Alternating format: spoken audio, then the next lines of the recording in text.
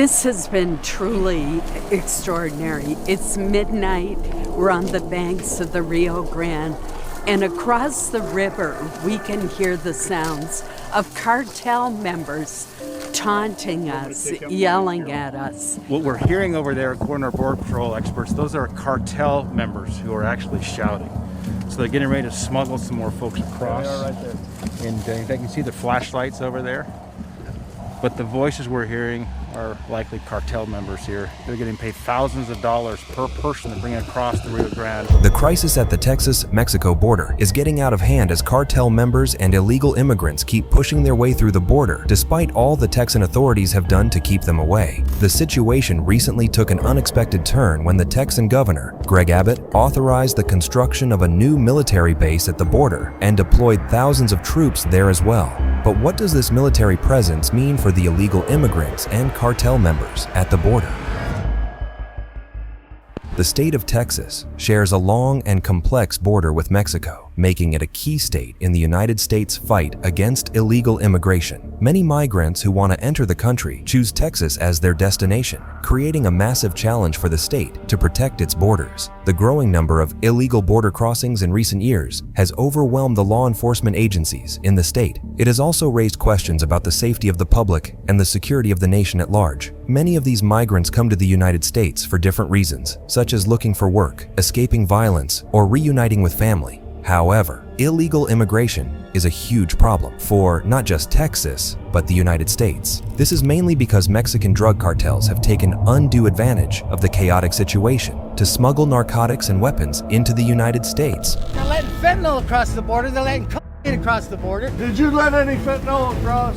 Did you stop anybody? And the problem is, the authorities don't know who's who. I mean, it is tough to tell those who are genuinely seeking asylum and those who are bringing harm across the border. But recently, some of these cartel members have become quite audacious as they no longer disguise themselves as asylum-seeking migrants. These guys now carry their rifles in broad daylight as they make their way across the border. Shocking new video shows armed cartel members on patrol in what federal agents are calling the most dangerous sector of the southern border. That's video from our friend Jorge Ventura capturing the most elusive and dangerous problem at the border, the unknown gotaways. In other words, the people who cross the border illegally and Border Patrol doesn't even know about it. To deal with this terrible situation, Greg Abbott of Texas launched a special border security mission called Operation Lone Star. Operation Lone Star is a comprehensive initiative that has been running for 3 years. It aims to stop illegal immigration and ensure the well-being of Texans. This operation is not merely a set of actions, but a testament to Governor Abbott's steadfast dedication to border security. You see, Governor Abbott has been outspoken in his view that Texas should not depend on the federal government for immigration enforcement. He claims that the state has the authority to act on its own to secure its borders, and he has invested a lot of resources to this end. Governor Abbott has, through this operation, expanded the militarization of the border, including the deployment of physical barriers in the water. Our goal is to make sure that we expand the effectiveness of that razor wire to more areas along this border. Having the soldiers located right here, right by the river, they're going to have the ability to more quickly be able to construct that razor wire barrier. While these barriers are intended to impede illegal crossings, they have also ignited debate due to their potential risks to human safety. Further intensifying the state's defensive measures, Governor Abbott has stationed heavily armed tactical Marine units along the riverbanks. Today, I announced that Texas is sending 1,000 National Guard troops to help secure the border. This is in addition to the 500 Texas Department of Public Safety officers that Texas is deploying to help with border security. These units are tasked with resisting any attempts at unauthorized entry, sending an unmistakable signal of the state's seriousness about border protection. However, the growth of Operation Lone Star has not gone unchallenged. Critics have voiced that Governor Abbott's measures infringe upon the federal government's domain over immigration control, as the Constitution outlines. The state government and Greg Abbott are treating human beings like animals. Nevertheless, Governor Abbott remains resolute, convinced of the state's prerogative to fortify its borders. Despite all the criticisms and backlashes from the federal government against his approach to border security, Governor Abbott has even recently announced the establishment of a permanent state-of-the-art forward Forward Operating Base, FOB, along the Texas-Mexico border. This strategic initiative, dubbed Forward Operating Base Eagle, is set to revolutionize how National Guard troops operate in the region.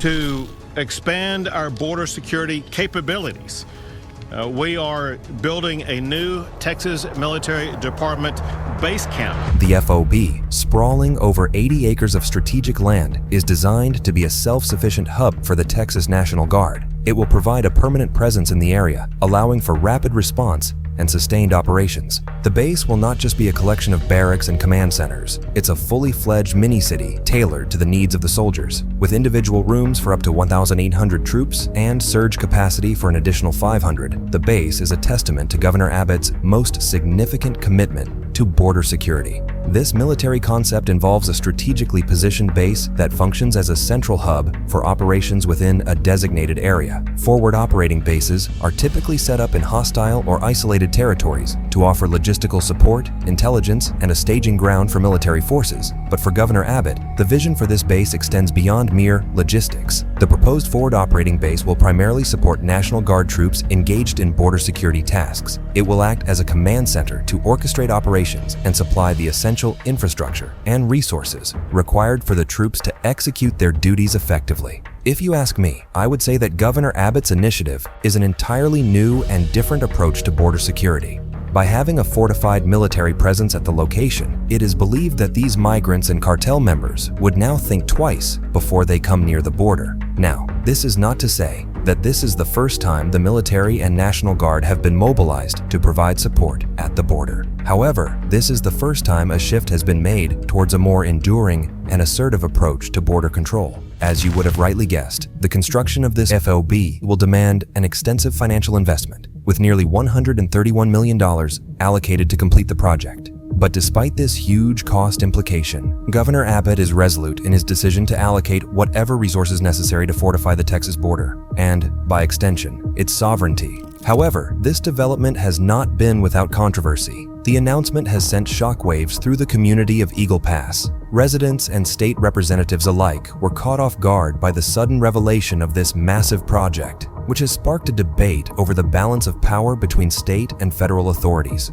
For one thing, the Forward Operating Base is strategically located near Shelby Park by the Rio Grande, a site that has already seen Texas assert its authority by displacing federal oversight. Secondly, this move has also raised questions about the state's right to secure its borders and has set the stage for potential legal battles with the federal government. But while the state of Texas is still at loggerheads with the feds, Governor Abbott has signed legislation authorizing the arrest of migrants, further intensifying the conflict with the Biden administration. In response to this, the Justice Department sought the intervention of the U.S. Supreme Court to nullify the governor's legislation. But as of the time of making this video, the court has not made any decision on that. While the case is still before the apex court, things took a tragic turn when a Democrat representative, Henry Queller, leveled some serious allegations against the Texan authorities. According to Queller, the state's interference in the recent immigration crisis is obstructing Border Patrol agents from executing their responsibilities effectively. This accusation came in the wake of a heart-wrenching incident near Eagle Pass, where 3 migrants, among them 2 young children, met their tragic end in the treacherous waters. We are learning 3 migrants have died near Shelby Park in Eagle Pass. The Department of Homeland Security confirming just over an hour ago, a woman and 2 children drowned in the Rio Grande River near the park. Queller blamed these deaths on the Texan authorities because, according to him, those lives might have been saved had the Texan government not impeded the federal agents. However, the Texas Military Department has issued a statement dismissing these allegations as baseless. They clarified that the Mexican authorities had already retrieved 2 bodies prior to any request for access to Shelby Park being made. Moreover, the Texas Military Department explained that the Border Patrol's request for entry was specifically to track down 2 other individuals suspected to be in the company of the deceased migrants. This dispute escalated to the Supreme Court, where the Justice Department contended that Border Patrol agents were hindered from providing aid due to restricted access to Shelby Park. This incident has only exacerbated the already strained relations between Texas and the federal government, with Texas officials alleging a notable decrease in Border Patrol activity in the area for over 2 months before the tragic incident occurred.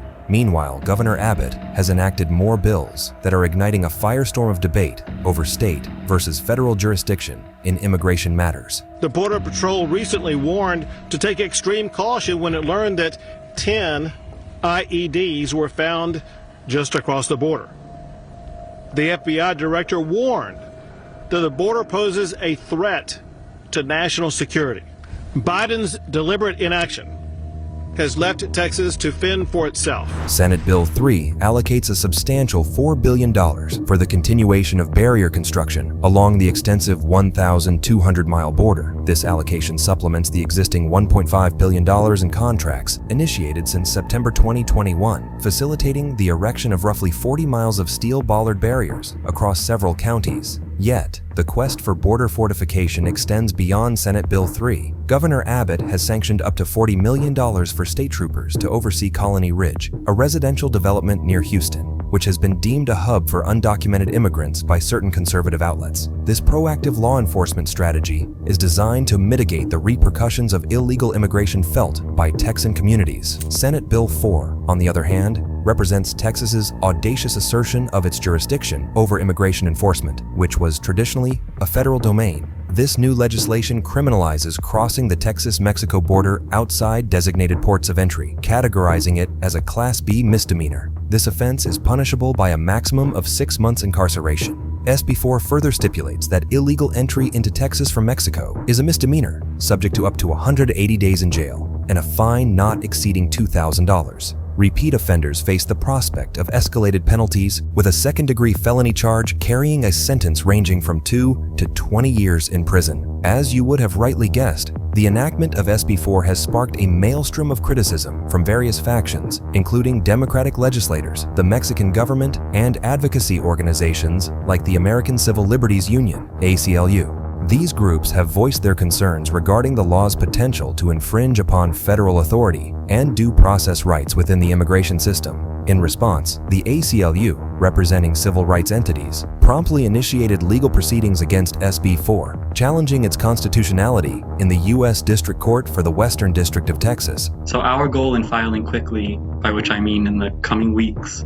is to give this case enough time to be heard by the courts of the United States to assure that we can block this law before it is ever used to harass or target or arrest any person by the state of Texas. The passage of these bills has not only intensified the debate over immigration policy, but has also raised critical questions about the balance of power between state and federal authorities. The outcome of this legal confrontation could have far-reaching implications for immigration enforcement and civil liberties in Texas and beyond. In the meantime, a number of states governed by the Republican Party have come forward to bolster the border security initiatives. This wave of support was initiated by Tennessee's Governor Bill Lee, who, in the spring month of May 2023, made the decisive move to deploy a contingent of 100 National Guard members to the U.S.-Mexico border.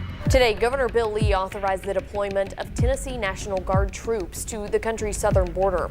100 troops will deploy later this month. It's a response to a request from Texas Governor Greg Abbott. The mission of the Tennessee National Guard at the border is multifaceted, encompassing patrols, the erection of barriers, and the manning of strategic outposts. Governor Lee's action is a direct response to what he perceives as a persistent border crisis, one that, in his view, threatens both national security and the welfare of the people he serves. And the federal government has failed Texans and Americans in providing that security and that safety. And that's why these governors are here together today to do our job, which is the job that the federal government has failed to do, and that is to protect this country. Following in Tennessee's footsteps, Arkansas Governor Sarah Huckabee Sanders declared the mobilization of 80 National Guard soldiers to lend their support to the Texas border effort. We need your help because we know that we need the very best to take on this mission, because it won't be an easy one. But I certainly would not have asked our guardsmen to do this if it wasn't a mission focused on the safety and the security of our country. Governor Sanders' pronouncement highlighted what she believes are the deficiencies in the Biden administration's border policies, thus emphasizing the necessity for states to step in and address the illegal activities at the border. Unfortunately, despite these governors' unified and determined efforts, the challenges at the border remain grim, with no positive result in view. This situation has necessitated Governor Abbott to adopt more direct measures in an attempt to steer the crisis toward a resolution. I want to thank the governors of the United States of America who are standing with Texas. Half of the governors of the United States have joined with Texas in our cause to make sure states can do everything possible to secure our border. And we are here to send a loud and clear message that we are banding together to fight to ensure that we will be able to maintain our constitutional guarantee that states will be able to defend against any type of imminent danger or an invasion. That has been threatened by Joe Biden and his abject refusal to enforce the immigration laws of the United States of America. On February 4th, 2024, Governor Greg Abbott invited 13 other Republican governors of the United States to join him in a one-day visit to the Texas-Mexican border. This invitation was to seek their support in a united effort to safeguard the Texas border with Mexico. But before enlisting their help, the governor wanted them to come and see the situation at the border for themselves. Governor Abbott from Texas called a number of governors together to see with our own eyes firsthand, boots on the ground, just the devastation and destruction that was occurring on and along the Texas border. During their time at Eagle Pass, the visiting governors were confronted with the harsh realities faced by the Border Patrol agents. These officers, often unrecognized for their courage, stand as the frontline guardians of America's borders. The governors observed their daily battles against overwhelming odds, a testament to the ongoing crisis that shows no signs of slowing down.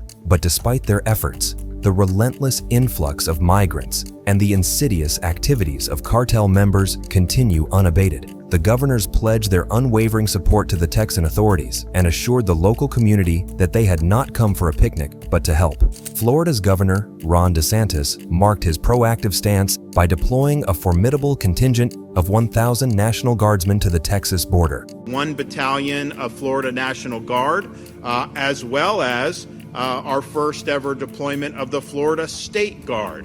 And the goal is to help Texas fortify this border. This move, while unexpected, underscored the escalating tensions surrounding border security and elicited a spectrum of reactions. Some commended Governor DeSantis for his firm commitment to safeguarding the border, while others questioned the appropriateness of such a significant mobilization of state resources. Following in Governor DeSantis' footsteps, Utah's Governor Cox has also stepped forward. The Utah National Guard's Engineer Battalion has promised to send a team to service military equipment, while a specialized unit from the Utah Highway Patrol will embark on a 30-day mission to lend their expertise in intercepting narcotics at the border. Similarly, Indiana's Governor, Eric Holcomb, has pledged support following the appeal from Greg Abbott. Holcomb announced the deployment of 50 Hoosier Guardsmen to assist the Texas National Guard secure the border. And so we agreed to send down 50 personnel to assist